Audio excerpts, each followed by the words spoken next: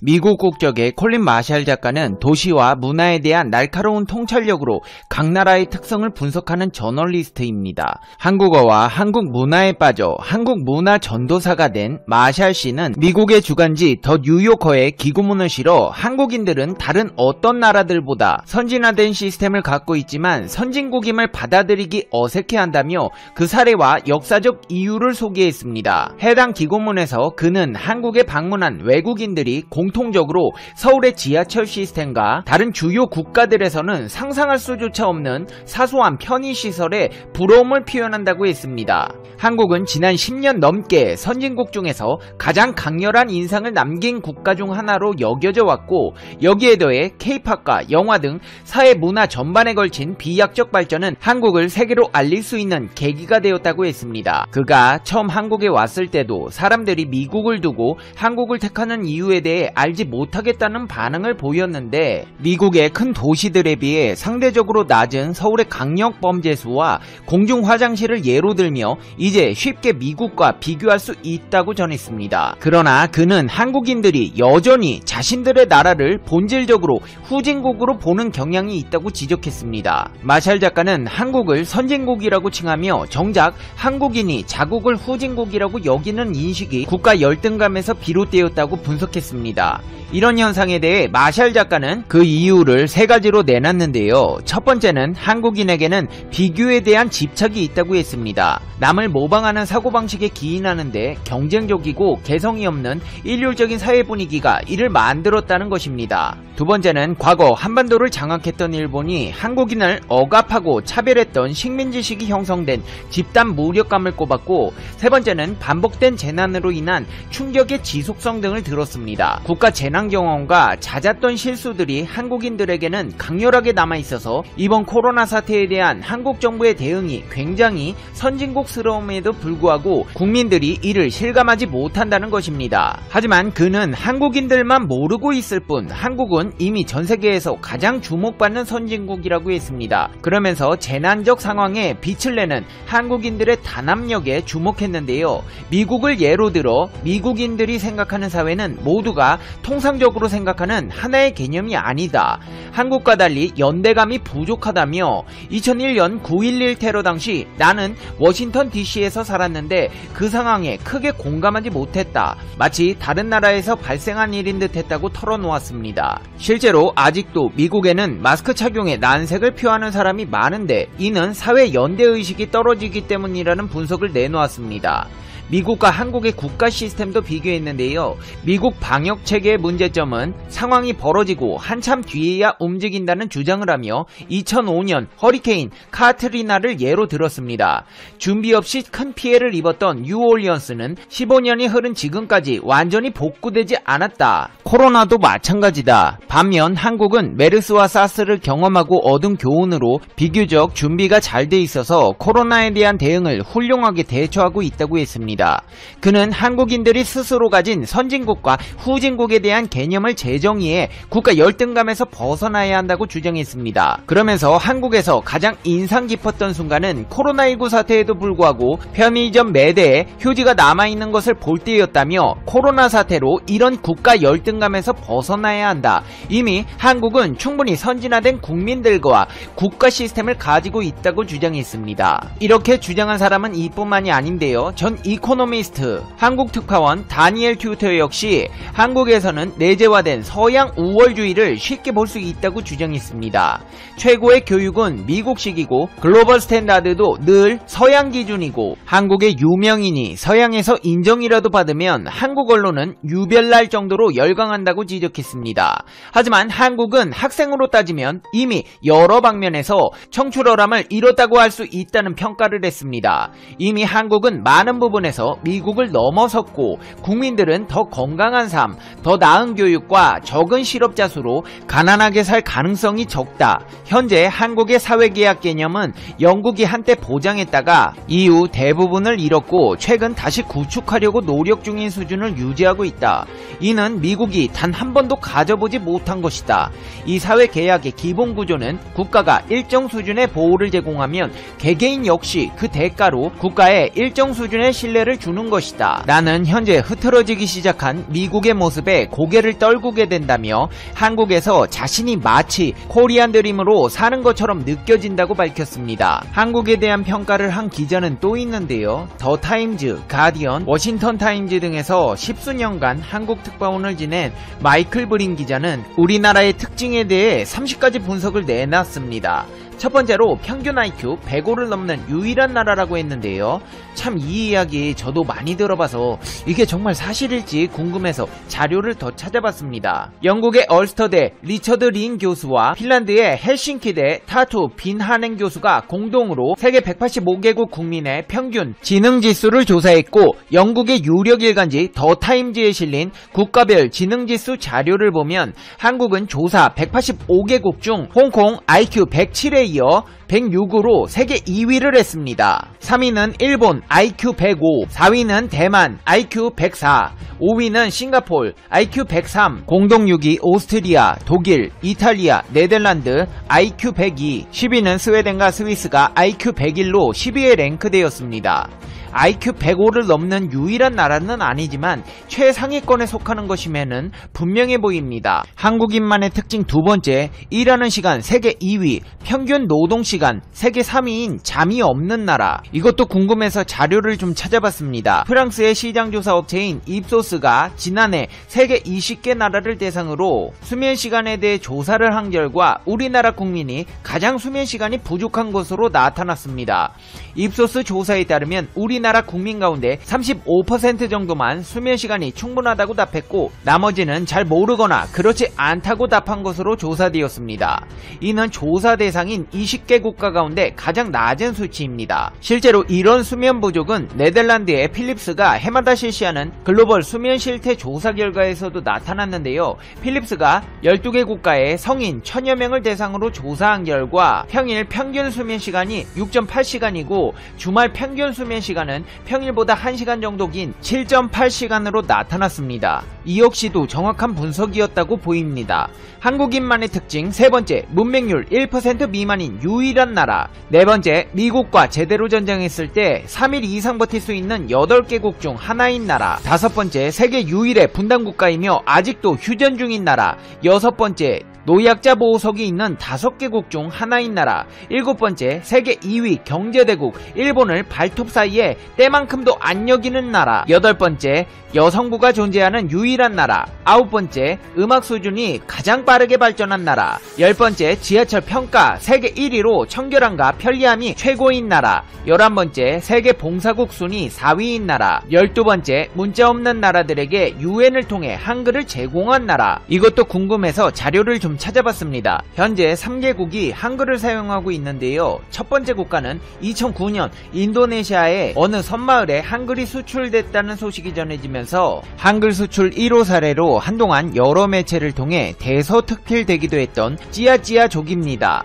찌아찌아족은 한글 도입 채택 이후 10년이 지난 지금까지도 우리말 전도사 유일한 한글 교사인 정덕영 씨가 정부 지원 없이 지인들의 소액 후원으로 10년째 현장을 지키면서 한글 수업을 진행하고 있습니다. 상황이 열악하기는 하지만 현재까지도 찌아찌아족의 한글 사랑은 계속되고 있습니다. 두 번째 국가는 솔로몬 제도입니다. 솔로몬 제도는 국민들을 위해 2012년 UN 글로벌 콤팩트 한국협회가 저개발국을 대상으로 하는 5W 사업을 추진하면서 한글 도입을 추진하기 시작했습니다. 유니세프 한국지사가 소개한 내용에 따르면 솔로몬 제도는 한국 표기문자 채택 지원 사업으로 교과서 배포는 물론 주 2시간씩 한글 수업도 진행되고 있는 것으로 전해졌습니다. 세 번째 국가는 볼리비아 아이마라 부족입니다. 아이마라 부족은 인터넷이나 모바일 기기를 통해 사용할 수 있는 아이마라어 한글 입력기를 제작해 스마트폰에 한글 표기법을 이용해 아이마라어를 쓸 수 있는 기능을 넣어 선택하도록 하는 방식을 구축했다고 합니다. 이러한 한글 사업 틈틈이 외교력을 발휘해 국내 대학 및 기관과 현지 대학 간의 교육, 문화협력 등 MOU 체결까지 성사시켜 볼리비아 현지에서도 한글 보급 사업이 지속될 수 있는 시스템이 마련되어 있습니다. 팩트체크 결과 마이클 브린 기자의 말처럼 한글이 문자 없는 나라들에게 제공되어 쓰이고 있었습니다. 한국인만의 특징 13번째, 가장 단기간에 IMF 극복으로 세계를 경악시킨 나라. 14번째, 유럽 통계 세계 여자 미모 순위 1위인 나라. 15번째, 미국 여자 프로골프 상위 100명 중 30명이나 들어간 나라. 16번째, 세계 10대 거대 도시 중 한 도시를 보유하고 있는 나라.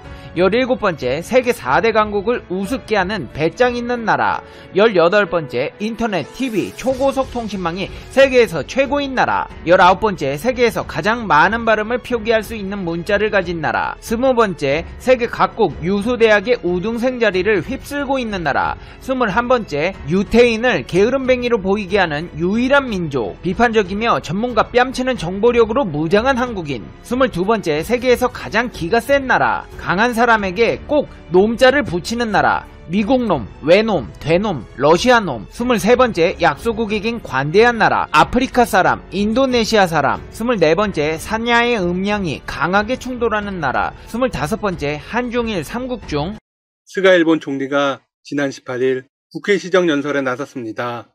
그는 연설에서 한국이 한일 관계 개선을 위해 먼저 나서야 한다는 입장을 재차 강조하며 이렇게 말문을 열었습니다. 한국은 중요한 이웃 국가다. 현재 양국 관계는 매우 엄중한 상황이다. 건전한 관계로 돌아가려면 한국의 행동 촉구가 중요하다는 일본의 일관된 입장을 이어가겠다. 한국 측의 적절한 대응을 강하게 요구해 나가겠다.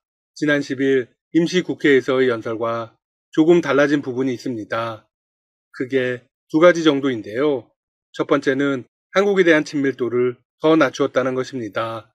당시 그는 한국을 매우 중요한 이웃 국가라고 했습니다. 하지만 3개월 만에 중요한 이웃 국가로 낮추었습니다. 두 번째는 한국에 대해 국제법을 위반했다는 직접적인 표현까지는 사용하지 않았다는 점입니다. 뿐만이 아닙니다. 주변 외교 정책을 설명할 때는 한국을 가장 후순위로 언급했습니다. 지난해 1월 당시 아베 전 총리의 시정연설에서는 외교 정책과 관련해 북한, 한국, 러시아, 중국 순으로 설명했습니다. 하지만 이번에는 북한, 중국, 러시아, 아세안 다음으로 언급했습니다. 이번 연설은 한국 법원의 위안부 피해자 배상 판결에 대한 불만을 대놓고 드러낸 것입니다. 문재인 대통령은 신년 기자회견에서 화해의 제스처를 보였지만 일본은 또다시 아나무인으로 나오네요. 물론 일본의 한국 골대는 처음이 아닙니다. 양국 간의 갈등이 불거질 때마다 의도적인 한국 패싱은 반복되어 왔습니다. 2018년 10월 한국 대법원의 강제 동원 배상 판결과 12월 한일 레이더 갈등 직후였던 2019년 1월 시정연설이 대표적 사례입니다. 아베 총리는 외교 정책과 관련해 한국을 언급조차 하지 않았습니다. 스가 총리는 외교 안보 정책의 중심이 미일 동맹이라고 재차 언급했습니다. 바이든 행정부에 줄을 서고 싶다는 의지를 드러낸 것이죠. 그는 이렇게 강조했습니다. 미일 동맹은 인도태평양 지역 및 국제사회의 평화, 번영, 자유의 기반이 된다. 이와 관련해 아세안, 호주, 인도, 유럽 등 기본적 가치를 공유하는 국가와도 협력해 법의 지배에 의한 자유롭고 열린 인도태평양의 실현을 목표로 제시했습니다. 이 이야기는 중국에 대한 압박에 적극적으로 동참하겠다는 것입니다. 그런데 스가 총리의 연설보다 더욱 문제가 된 연설이 있습니다. 바로 모테기 일본 외무상의 연설이었습니다. 그는 독도가 일본 영토라고 공식 주장했습니다. 일본 외무상이 외교 연설에서 독도가 자국 영토라고 주장한 것은 무려 8년째입니다. 모테기 외무상은 정기국회 개원을 계기로 한 외교 연설에서 이같이 강조했습니다. 독도는 역사적 사실만 비춰봐도 국제법상으로도 일본 고유 영토이며 이런 기본적인 입장에 토대를 두고 냉정하고 의연하게 대응하겠다. 또한 최근 한일 관계가 일제강점기 징용 문제나 일본군 위안부 문제로 엄중한 상황에 빠져 있다고 평가했습니다. 그는 최근에 있었던 일본군 위안부 피해자 배상 소송 1심 판결에 대해서도 국제법상으로도 양국 관계에서도 도저히 이해할 수 없는 이상한 사태가 발생했다면서 매우 유감으로 받아들이고 있다고 말했습니다. 걸핏하면 국제법을 들이대고 있습니다. 그는 강경화 외교부 장관과의 전화회담에서도 한국 정부가 국제법 위반을 속히 시정해야 한다고 강하게 요구했습니다. 모태기 외무상은 스가 총리처럼 한국을 중요한 이웃 나라라고 표현하며 지역의 안정이나 북한의 대응을 위해 미일, 한미일 협력이 없어서는 안 된다고 규정했습니다. 일본의 도발에 대한 한국의 대응은 무엇일까요? 외교부는 대변인 명의의 성명을 통해 이렇게 밝혔습니다. 일본 정부가 우리 고유의 영토인 독도에 대한 부당한 주장을 또다시 되풀이한 데 대해 강력히 항의하며 이를 즉각 철회할 것을 엄중히 요구한다. 아울러 일본군 위안부 피해자 소송 판결과 관련해서도 이렇게 강조했습니다. 일본군 위안부 피해자 제기 손해배상 소송 판결과 관련한 일본의 일방적인 요구는 절대 받아들일 수 없다. 2015년 위안부 합의 당시 일본 정부가 밝혔던 사죄, 반성의 정신에 입각하여 피해자 명예와 존엄 회복 등을 위해 지혜를 발휘해 나갈 것을 촉구한다. 일본의 부당한 요구에 절대로 가만히 있지 않겠다고 강조한 것입니다. 사실 일본은 이러고 있을 상황이 아닙니다. 일본이 한국을 향해서 대대적인 도발을 하는 이유가 무엇일까요? 네, 스가 내각이 최대의 위기 상황을 맞았기 때문입니다. 극우 세력을 결집시켜서 나름의 돌파구를 마련하기 위해서이죠. 현재 스가 내각의 지지율은 33%가량으로 정권 유지의 마지노선으로 불리는 30%에 거의 근접했습니다. 30% 선이 무너지면 원하던 원하지 않던 총리직에서 사임해야 합니다. 코로나19는 전혀 잡히지 않는 상황에서 올림픽 개최 여부도 도마에 올랐습니다. 그런데 여기에 오노 행정개혁 담당상이 카운터를 날렸습니다. 오노 담당상은 지난 14일 로이터 통신과 인터뷰를 했습니다. 인터뷰에서 고노는 7월 23일 개막 예정인 도쿄올림픽에 대해 이렇게 말했습니다. 현 시점에서 우리는 대회 준비에 최선을 다할 필요가 있지만 올림픽은 어느 쪽으로든 갈 수 있다. 일본 정부는 수단과 방법을 가리지 않고 올림픽을 개최하겠다는 입장입니다.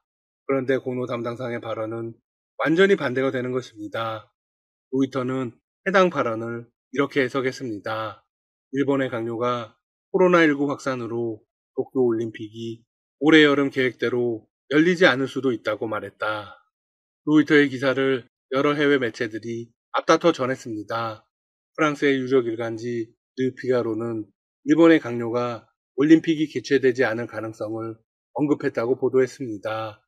스포츠 전문 방송인 유로스포트는 일본 강요가 올림픽과 관련해 어떤 것도 일어날 수 있다고 인정했다고 전했습니다. 일본 현지 언론들은 해외 미디어의 동향을 전하며 오노 담당상의 올림픽 발언으로 파문이 확산되고 있다고 보도했습니다. 게다가 가장 가까운 나라인 한국이 협조를 안 해주면 일본은 성공적인 올림픽을 치를 수도 없습니다. 전 세계에서 올림픽 취소 가능성이 언급되자 일본 정부는 파문 차단에 나섰습니다. 스가 내각의 대변인인 가토 광반 장관은 후지TV에 출연해 이렇게 강조했습니다. 장소도 스케줄도 결정했다. 관계자들은 감염 방지 대책을 포함해 준비에 힘쓰고 있다. 도쿄올림픽을 예정대로 개최할 것이다.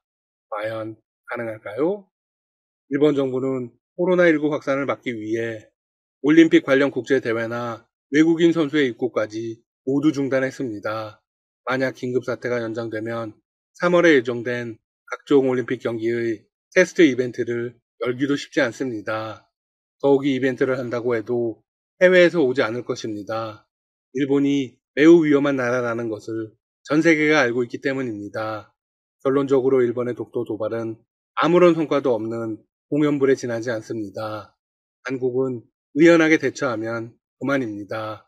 어차피 일본이 억지 주장을 해도 독도가 일본 영토가 될 가능성은 영원히 없습니다. 그것만은 확실합니다. 지금까지 닥터시사TV였습니다. 여러분 시청해주셔서 감사합니다. 구독과 좋아요 부탁드립니다.